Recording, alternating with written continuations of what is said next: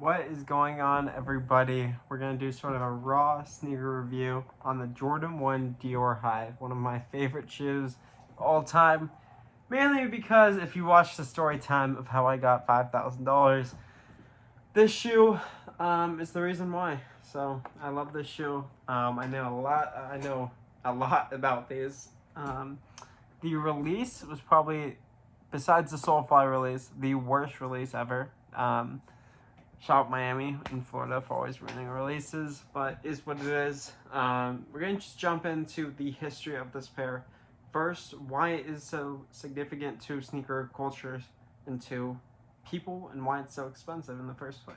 So, this shoe right here, the Dior Jordan 1s, one of the rarest Jordan 1s to drop in the modern decade. I'm not going to say it's one of the rarest Jordan 1s ever. It's not. There is still 7,000 or 8,500 of these, as you can see in there. I have pair 745, so pretty cool number there.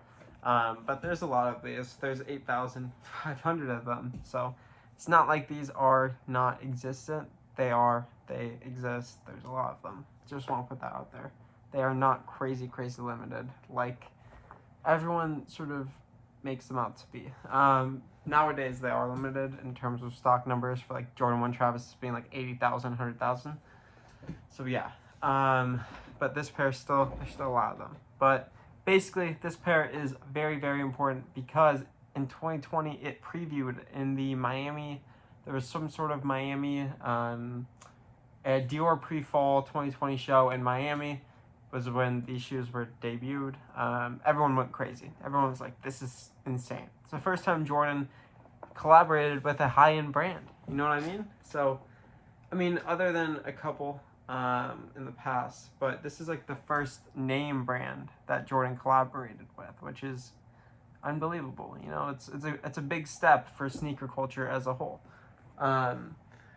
But yeah, so basically, they collaborated with them. They went crazy. Travis Scott got a pair early. He posted them on his story. People were going crazy. He posted an Instagram picture with them. People were going crazy. Everyone wanted these. Then release came. It was COVID. Everyone knows COVID hindered a lot of things. It made things very difficult, and this pair included. All the physical locations did not have pairs. Not true. So what happened with this pair, from my understanding, is all 8,500 pairs were given to, I mean, there was a good chunk that were raffled, but a majority of those pairs were given to high-end customers of Dior, of Jordan, friends and family, etc. So how do I know this? I had access to a retail pair, and I genuinely think it was from a client of mine who got me in with Dior and who got me into that position because they spend so much money with Dior. I think he helped me out somehow. I'm pretty sure. I didn't even do anything. I didn't sign up for anything. Nothing. You can go watch the video. It's crazy. I got this pair for retail, made $5,000 off it in one day. That's why I love this pair. I think it's insanely overpriced, but we'll get into that later in the video. But yeah, it's kind of why the shoe is so popular. Not to mention, 2020 is the 35th anniversary of Jordan. So this is kind of like the 35th anniversary, which not really an anniversary number, but is what it is. Gives another cool factor to this shoe that a lot of people don't really know about. But I'm not going to go into detail too much about what the shoe looks like.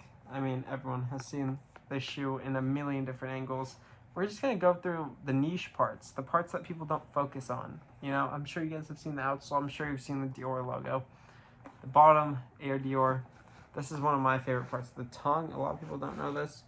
Not sure if you can see that. It's all D's in this super nice material. Very cool. And the insole, when you take the insole out, I mean, the bottom is Dior. That's pretty cool too. So there's little things that people don't realize. Every pair is numbered.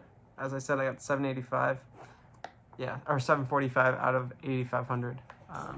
So that's cool. And a lot of people don't realize how big this box is. I mean, just to give it reference, let's put one shoe up to it.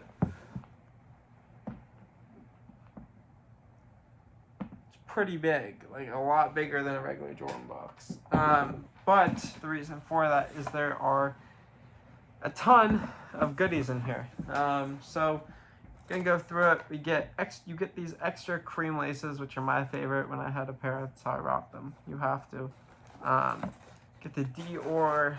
They didn't even say Dior actually, but these are like the Dior, whatever these are called, the crease protectors. You get 2 sets of insoles. So this insole is super delicate. It's Dior already scraped off a little bit. This is the one that was being worn. Pretty cool. I did get a worn pair.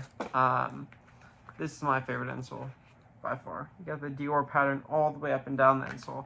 Very cool there. You get these little pouches, the Dior pouches. I had one of my Mercedes I used as a coin pouch. I think it's still there. I don't have the Jumpman one, but I have the Air Dior keychain. You get 2 keychains. There's like a basic Jumpman one. That one is lost with this pair though, so not sure what that is. And then you get 2 big dust bags like that. So it's like a whole experience when you buy this pair.